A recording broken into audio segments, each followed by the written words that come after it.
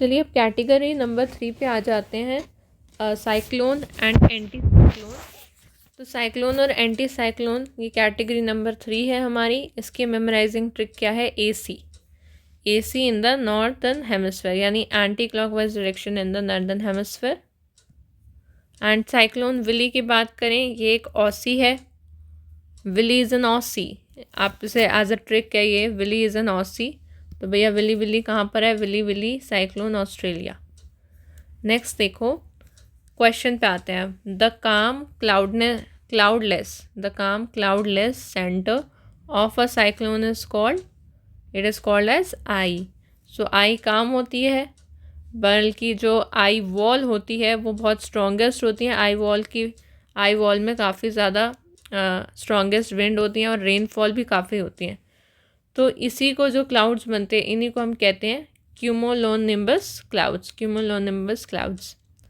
Next देखते चलिए, tropical cyclones in the South China Sea are known as, tropical cyclone South China Sea में उन्हें क्या कहते हैं? उन्हें कहते हैं टाइफून्स।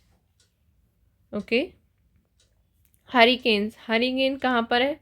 हरिकेन वाले साइक्लोन ये अटलांटिक में है। हरिकेन अटलांटिक के साइक्लोन है। साइक्लोन हम कहते हैं इंडियन ओशन वाली साइड पे, और विली वेस्टर्न ऑस्ट्रेलिया में कहते हैं। ये सब एग्जाम में आ रखे हैं। नेक्स्ट क्वेश्चन देखो, minimum sea surface temperature required for the tropical cyclone formation is, मतलब मिनिमम सी टेम्परेचर कितना होना चाहिए सरफेस का ताकि ट्रॉपिकल साइक्लोन का फॉर्मेशन हो? 27 डिग्री सेल्सियस से भी ज़्यादा, at least 27। So at least 27 degree Celsius होना चाहिए, क्योंकि जो वार्म वाटर होता है वही प्रोवाइड करता है एनर्जी, और साइक्लोन तभी तो डिसिपेट होगा ऑन रीचिंग द लैंड। तो एनर्जी प्रोवाइड ही वही करता है, वार्म वाटर कुछ तो होना चाहिए 27 पे। और लो प्रेशर भी क्रिएट तभी होता है, लो प्रेशर क्रिएट होगा तभी तो साइक्लोन जनरेट होगा। ओके। नेक्स्ट देख लो, in the southern hemisphere cyclone rotate करेगा क्लॉकवाइज या एंटी क्लॉकवाइज? क्लॉकवाइज। ओके, हाँ जी। और नॉर्थ में एंटी क्लॉकवाइज। नेक्स्ट बताओ, frontogenesis is associated with the formation of, frontogenesis किससे एसोसिएटेड है? तो आपका जो फ्रॉन्टोजेनेसिस है ये एसोसिएटेड है टेम्परेट साइक्लोन से, या फिर एक्स्ट्रा ट्रॉपिकल साइक्लोन भी कह सकते हैं, एक्स्ट्रा ट्रॉपिकल। तो फ्रॉन्टोजेनेसिस कब बनते हैं? फ्रॉन्टोजेनेसिस बनते हैं जब वार्म और कोल्ड एयर मासेस जो हैं वो मीट करती है to form a front tropical cyclones, तभी बनते हैं हीट की वजह से। जब वार्म और कोल्ड एयर मासेस दोनों मिल जाएं तब आपकी फ्रॉन्टोजेनेसिस होती है। Next question, an elongated area of the low pressure is called, so ये जो elongated area है लो प्रेशर का, इसको हम क्या कहते हैं? इसको हम कहते हैं ट्रफ। क्या कहते हैं? ट्रफ। सो ट्रफ जो है elongated एरिया है लो प्रेशर का, ट्रफ। और रिज क्या है? रिज एक elongated एरिया है हाई प्रेशर का, रिज एक elongated एरिया है हाई प्रेशर का। अगला क्वेश्चन,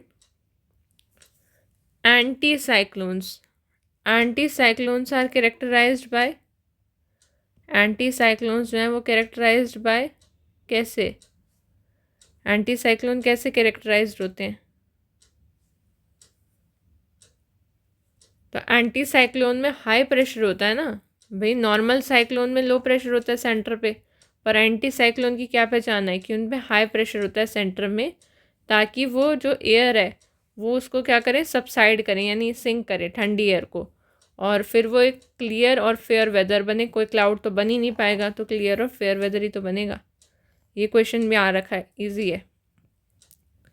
नेक्स्ट देखो, in which ocean are the tropical cyclones extremely rare? तो कौन से ओशन में जो ट्रॉपिकल साइक्लोन्स होते हैं बेसिकली वो काफ़ी ज़्यादा रेयर होते हैं? तो आंसर है आपका गाइस साउथ अटलांटिक में काफ़ी ज़्यादा रेयर पाए जाते हैं ट्रॉपिकल साइक्लोन्स। एंड साथ ही साथ ईस्ट साउथ पैसिफिक में भी, ईस्ट साउथ पैसिफिक में भी। और ऐसा क्यों? क्योंकि वहाँ पर कूल वाटर है ना, तो जब कूल वाटर होगा तो 27 डिग्री सेल्सियस तक तो पहुँच ही नहीं पाता होगा टेम्परेचर, तो ट्रॉपिकल कैसे ही साइक्लोन होंगे। इसलिए ईस्ट साउथ पैसिफिक और साउथ अटलांटिक में बहुत ही रेयर चांस है। नेक्स्ट बताइए, ट्रॉपिकल साइक्लोन जनरली मूव करेंगे कौन सी डायरेक्शन में? ट्रॉपिक्स को लेके किस डायरेक्शन में मूव करेंगे? So tropical cyclones will move from east to west. कैसे मूव करेंगे? एंटी जा रहे हैं ना, ये ईस्ट टू वेस्ट मूव करेंगे। ट्रॉपिक्स एरिया में बात करें तो कैसे मूव करेंगे? East to west. अब ईस्ट टू वेस्ट में भी आप देखो, क्योंकि they are steered by trade winds. Trade winds होती हैं, ईस्टर्लीज होती हैं। और जो टेम्परेट साइक्लोन है, टेम्परेट साइक्लोन क्या है? वो एक्स्ट्रा ट्रॉपिकल है। एक्स्ट्रा ट्रॉपिकल है तो वो मूव करेंगे वेस्ट टू ईस्ट, और जहाँ से मूव हो रहे हैं वेस्ट टू ईस्ट तो वो वेस्टर्लीज कहलाएगी। क्या कहलाएगी? वेस्टर्लीज। ईस्ट टू वेस्ट वाले easterlies. All right, next question, which cloud is associated with? कौन सा क्लाउड एसोसिएटेड है आई वॉल से और हैवी रेनफॉल से? सो कौन सा क्लाउड एसोसिएटेड है? दैट इज़ योर क्यूमुलोनिम्बस, यही एसोसिएटेड है। ये टॉल क्लाउड्स होते हैं और ये शो करते हैं एक्सटेंसिव वर्टिकल डेवलपमेंट होना चाहिए, और ये थंडरस्टॉर्म तक प्रोड्यूस कर सकते हैं ये वाले क्लाउड्स। तो जो ये क्लाउड है, ये क्यूलुम्बिनस वाले क्लाउड, ये शो कर रहे हैं एक्सटेंसिव वर्टिकल डेवलपमेंट और प्रोड्यूस कर रहे हैं थंडरस्टॉर्म को। चलो, ये कैटेगरी भी हमारी कंप्लीट हो गई है। अब आते हैं कैटेगरी नंबर 4 पर। तो category number 4 is ocean currents. आइए ओशन करेंट्स में बात कर लें। तो ओशन करेंट्स की क्या मेमोराइजिंग ट्रिक है ओशन करेंट की? कि Bengaluru played golf world cup in California. याद रहेगी अब ट्रिक, ये है कोल्ड करेंट की ट्रिक कि Bengaluru played golf world cup in California. So B से याद करेंगे वेनेजुएला, बेंगलुरु का बी से वेनेजुएला, प्लेड का पेरू, गोल्फ में जी का ग्रीनलैंड, ओ से ओयाशियो, एल से लेब्राडोर, एफ से फॉल्कलैंड, वर्ल्ड के कप से वेस्ट ऑस्ट्रेलियन, सी कप का सी से कैनरी और California. So Bengaluru played the golf world cup in California. तो कोल्ड करंट की क्या ट्रिक है? Venezuela, Peru, Greenland, Oyashio, Labrador, Falkland and West Australian, Canary और कैलिफोर्निया। ओके, अब आपने क्या करना है? एलिमिनेशन यूज़ करनी है। दो ही तरह के करंट है, ठीक है। चलो एक बार एलिमिनेशन यूज़ करके बताओ कि इनमें से कौन सा जो है वो वार्म ओशन करंट है। सो इनमें से कौन सा वार्म ओशन करंट है? कैसे आपने करना है भाई? देखो लेब्राडोर ये तो आ जाता है यहाँ पर, तो लेब्राडोर तो नहीं है ना, वार्म ओशन करंट नहीं है ये, क्योंकि कोल्ड करंट है। कैनरी ये भी कोल्ड करंट है, तो ये भी कैंसिल। वेनेजुएला ये भी कोल्ड करंट है, तो option number C gulf stream ये बचा, ये आपका वार्म करंट है। ओके, सो ये वार्म करंट है। नेक्स्ट देखो, नेक्स्ट है द ग्रैंड बैंक जिसे हम न्यू फाउंड लैंड भी कहते हैं। ये एक फेमस फिशिंग ग्राउंड है। वाई? बताओ। जो ग्रैंड लैंड है वो एक न्यू फाउंड लैंड है जो फेमस फिशिंग ग्राउंड है। वाई? टेल भैया, फेमस फिशिंग ग्राउंड क्यों है? फेमस फिशिंग ग्राउंड इसलिए क्योंकि वहाँ पर जो है कुछ इस तरह से न्यूट्रिएंट्स मिल रहे हैं हमें। और बेसिक रीज़न क्या है? बेसिक रीज़न क्या है कि वहाँ की सैलिनिटी अच्छी है, वार्म एंड कोल्ड करंट मिल रहे हैं, या फिर वो इक्वेटर के पास है इसलिए, क्या यहाँ पर कोई करंट ही फ्लो नहीं करता इसलिए। तो आप सभी को पता ही है वैसे आंसर, क्योंकि हम कब से पढ़ते आ रहे हैं इस लेक्चर में कि वार्म और कोल्ड करंट मिलते हैं वहाँ पर इसलिए। ठीक है, अब जैसे गल्फ स्ट्रीम जो है वार्म करंट है, लैब्राडोर कोल्ड करंट है, ये क्या बनाएगा? ये प्लैंकटन रिच वाटर बनाएगा। बट हाँ, ऑब्वियसली फॉग कंडीशंस तो होती ही है जो कि डेंजरस होती है थोड़ी सी। ओके, नेक्स्ट देखिए, which current flows along the west coast of Africa. तो कौन सा करंट फ्लो करता है along the west coast of Africa, बताइए। Which current flows along the west coast of Africa. तो वेस्ट कोस्ट ऑफ अफ्रीका के along flow करने वाले करंट का नाम है Benguela. Benguela. So Benguela it is a cold current flowing from south towards the north along the Africa's west coast. ठीक है, okay. Next आइए, हमबोल्ट करंट। हमबोल्ट करंट जो है वो अनदर नेम है किसका, वो अनदर नेम है पेरू का। पेरू भी तो एक तरह का कोल्ड करंट ही है। तो ये जो कोल्ड करंट है, पेरू नाम का कोल्ड करंट, ये आपका west coast of South America में फ्लो करता है और कंट्रीब्यूट करता है to the Atacama desert's dryness. Contribute to the Atacama desert's dryness. Alright, next question. The layer in the ocean where the temperature drop suddenly. एक ऐसी layer ocean में जहाँ टेम्परेचर जो है वो सडनली एकदम से ड्रॉप हो जाता है, तो ऐसी लेयर को क्या नाम कहते हैं। थर्मो मतलब टेम्परेचर, और टेम्परेचर में एकदम सडन डिक्लाइन आना। टेम्परेचर में देखो, टेम्परेचर को हम कहते हैं, रूट वर्ड होता है उसका थर्मो, और टेम्परेचर में एकदम सडन से डिक्लाइन आ जाना, तो इससे आपका क्या बना, थर्मो डिक्लाइन बना है। ऑल राइट, और ये लेयर कहाँ पाई जाती है, ओशन में ही पाई जाती है। ठीक है, तो ये आपको कम से कम मिलेगी, it will be founded at approximate 1000 meter पे मिल जाएगी। हैलोक्लाइन क्या होगा, हैलो मतलब बेस होता है यानी सैलिनिटी, और क्लाइन यानी कि बढ़ गया बेटा, इनक्लाइन हो गया।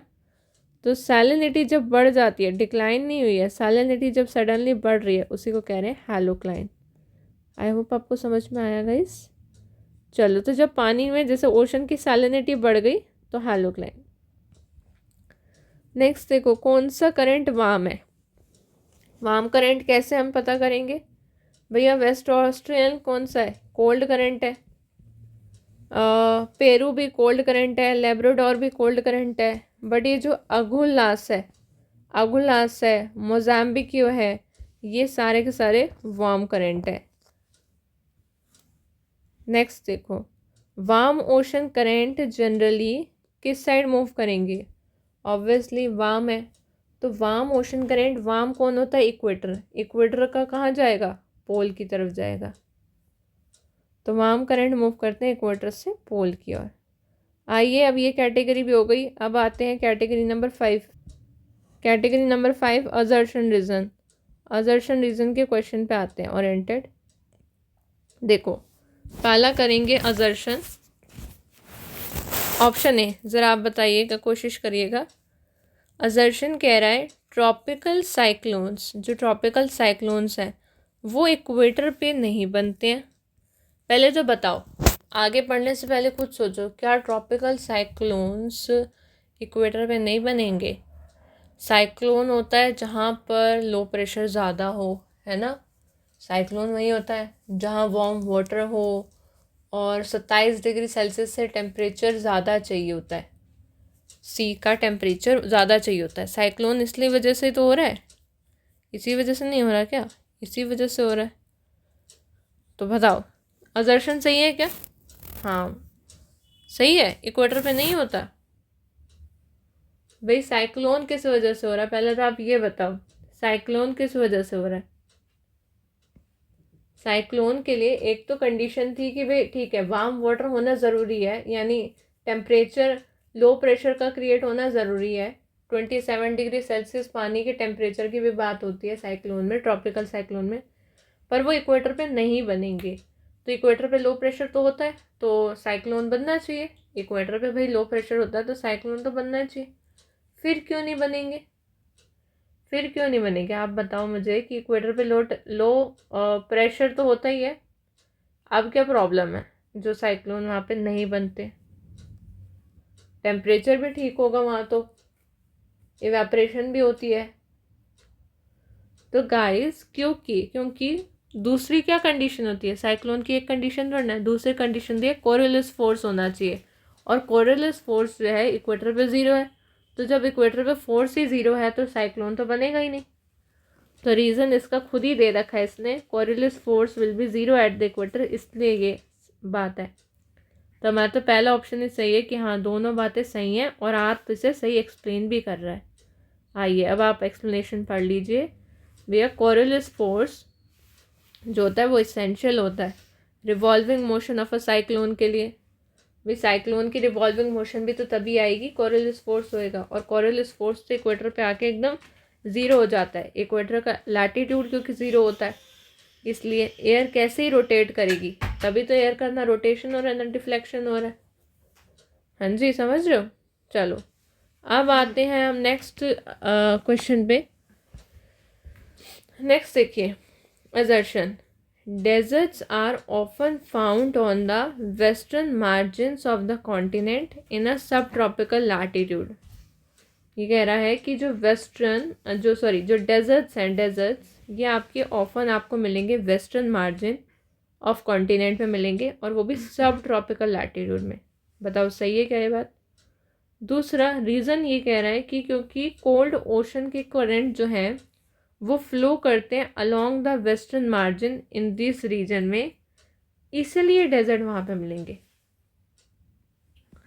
तो देखो पहली असर्शन तो भाई सही है कि भाई डेजर्ट मिलते तो वहीं है, ये मैंने आपको बताया रखा है। डेजर्ट कहाँ पर मिलते हैं, जहाँ पर वेस्टर्न मार्जिन होता है कॉन्टिनेंट के, वहीं पे तो मिलते हैं सब ट्रॉपिकल लैटिट्यूड में। पॉइंट में बात में दम तो है, और रीज़न भी इसका बिल्कुल सही है कि जो कोल्ड करंट है ओशन के वो वहाँ पर फ्लो करेंगे। अब क्योंकि कोल्ड ओशन के करंट फ्लो करेंगे तो मैंने आपको क्या बताया था कि इवेपोरेशन नहीं होगा, ना ही कोई वो मॉइस्चर लेंगे अपने पास। मॉइस्चर नहीं लेंगे तो क्लाउड नहीं बनेंगे, और क्लाउड नहीं बनेंगे तो रेनफॉल नहीं होगी, रेनफॉल नहीं होगी तो डेजर्ट रह जाएगा। वही तो जगह डेजर्ट कहलाती है जहाँ रेनफॉल बहुत कम होती है। यही है एक बेसिक फंडा। तो ऑप्शन नंबर ए होना चाहिए बहुत। Assertion and reason are true and R is the correct explanation of the assertion. ठीक है जी, हाँ जी सही है ना। तो कोल्ड करंट जो है वो कूल कर देते हैं एयर को, और ये उसकी मॉइस्चर होल्डिंग कैपेसिटी को रिड्यूस कर देता है, and hence it prevents the rain.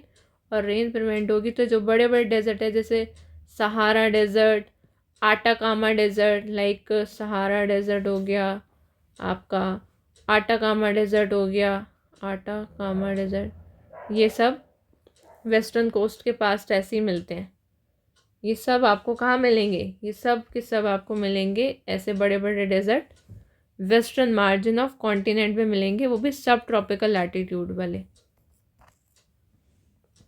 चलो अब आते हैं लास्ट क्वेश्चन पे अभी फ़िलहाल इसके, दैट इज़ इसका असर्शन बताओ ज़रा। चलिए लास्ट क्वेश्चन, चलिए इसका लास्ट क्वेश्चन बताइए असर्शन का। असर्शन कह रहे हैं कि जो साउथ हेमिस्फेयर है, साउथ हेमिस्फेयर में वेस्टर्न ईस्ट को हम कह रहे हैं रोरिंग फोर्टीज़। रोरिंग फोर्टीज़ ये कहते हैं क्या। अच्छा ठीक है, ठीक लग रहा है सुनने में, असर्शन तो ठीक लग रहा है। हाँ क्योंकि साउथ में ही होते हैं, रोरिंग फोर्टीज़ हो गया, फ्यूरियस 50 हो गया, या वो स्क्रीनिंग 60 हो गया, साउथ में होते हैं। अब इसका रीज़न देखने का, रीज़न सही दे रहा है कि वहाँ पर लैंड मास इतना ज़्यादा है कि ये विंड को रोक सके। अरे अगर ये विंड को रोक सकता तो आप बताओ क्या ये असर्शन तभी तो सही हो पा रहा है ना, कि रीज़न इसका ये गलत है। रीज़न गलत है क्यों, क्योंकि सही रीज़न क्या है कि वहाँ पर लैंड मास कम है। अब लैंड मास कम है, माउंटेन कम है, तभी साउथ हेमिस्फेयर में वो विंड की वॉइस को और विंड को इतना ऑब्स्ट्रक्ट नहीं कर पा रहा है, नहीं कर पा रहा है, तभी तो वहाँ पे रोरिंग 40s और फ्यूरियस 50s उनकी विंड की इतनी तेज़ आवाज़ आ रही है। लैंड मास ये गलत है देखो। सो असर्शन इज़ ट्रू, इसमें आपका ऑप्शन सी ही आएगा। Assertion is true but reason is false, because अगर वो रोरिंग 40s और ये सब हो रहा है तो लैक ऑफ लैंड मास की वजह से ही हो रहा है। लैक ऑफ लैंड मास की वजह से ही तो उनकी स्पीड इतनी ज़्यादा एक्सट्रीम है। वरना अगर माउंटेन हो, नॉर्थ हेमिस्फेयर में माउंटेन है तो नॉर्थ हेमिस्फेयर में तो हम ऐसे नाम सुनने को नहीं मिलते हैं। ये जो अब जैसे रोरिंग 40s है तो ये आपको 40 डिग्री साउदर्न हेमिस्फेयर में मिलेगा, फ्यूरियस 50 आपको 50 डिग्री सर्दर्न हेमिस्फेयर में मिलेगा, और आपको ये क्या नाम है स्क्रीनिंग 60 आपको 60 डिग्री सर्दन हेमिस्फेयर में मिलेंगे। समझ रहे हो? So guys, this completes our 50 MCQ question also and revision also. So thank you so much guys for watching this video. And अगर आपको समझ में आए तो आप प्लीज़ वीडियो को लाइक कीजिएगा और अगर कोई डाउट आए तो आप बता सकते हैं। आपको और कैसी वीडियोस चाहिए, you can tell them. Thank you.